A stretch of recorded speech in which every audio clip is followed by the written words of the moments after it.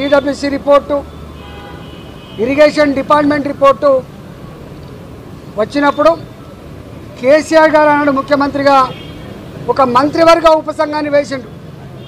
హరీష్ రావు గారి నాయకత్వంలో వారు ఆనాడు ఇరిగేషన్ శాఖ మంత్రి, నేను ఆర్థిక మంత్రిగా, అదేవిధంగా ఇవాటి మంత్రిగా ఆనాటి మంత్రిగా ఉన్నటువంటి తుమ్మల నాగేశ్వరరావు గారు ఆర్ఎండ్బి మంత్రిగా మంత్రివర్గ ఉపసంఘం వేసింది.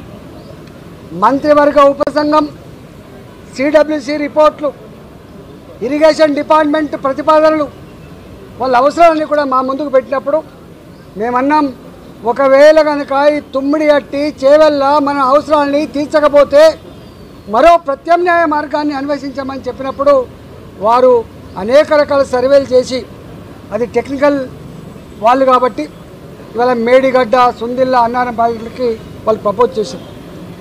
ఆనాడు ఆ ప్రాజెక్ట్ కాస్ట్ 63,000 కోట్లు అని చెప్పి వాళ్ళు అంచనా వేశారు.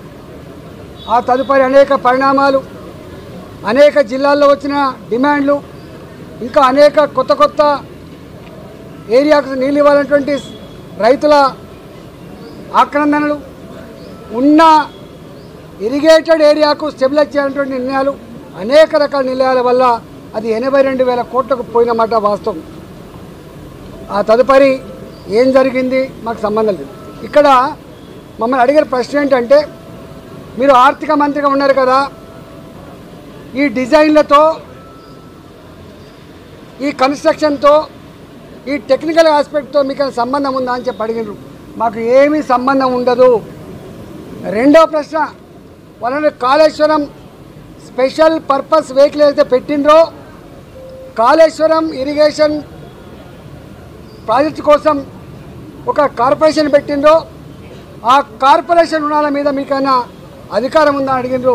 కానీ కార్పొరేషన్ మీద ఆర్థిక డిపార్ట్మెంట్కి, ఆర్థిక మంత్రికి ఏం సంబంధం లేదు. వాళ్ళు ఆనాడు ప్రాజెక్ట్ రిపోర్టు బ్యాంకులకు సబ్మిట్ చేసిండ్రు, డబ్బులు తెచ్చుకున్నారు, వాళ్ళే ఖర్చు పెట్టుకున్న తప్ప మాకు సంబంధం లేదు.